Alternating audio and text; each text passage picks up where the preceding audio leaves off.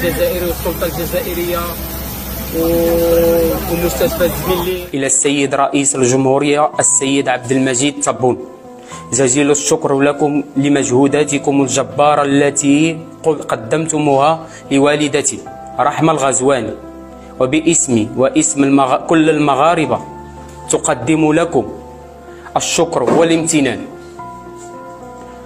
وفي هذا السياق، إلا أن هناك طلب واحد يا سعادة الرئيس، إلا أن هو نقل الحاجة الأم رحمة الغزواني من مطار الهواري بومدين إلى المغرب بواسطة طائرة، وخطوتكم هذه ستكون شرفا وفخرا في مسائل سياسية. عار حشومة.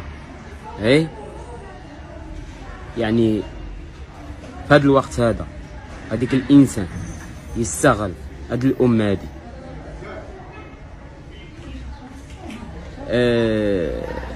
أنا ما نقدرش نوضح بزاف د الحاجات.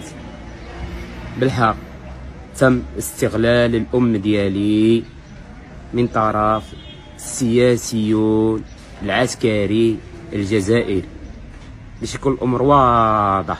ولا زاد طلعت شي حاجة أخرى، ولا زاد شي حاجة أخرى كتار، غنزيد عندي ما نقول. والأمور واضحة موثقة. راه ضحكت عليكم على هذيك السياسيون، اقسم بالله لا ضحكت عليكم. شفتي نتوما هذيك القرايه ديالكم وهذيك الدماغ اللي عندكم واللي كتسردوا واش تعملوها ولا ما تعملوهاش، هذا العبد الضعيف ضحكت عليكم. قسما بالله لا ضحكت عليكم. سمعتوا؟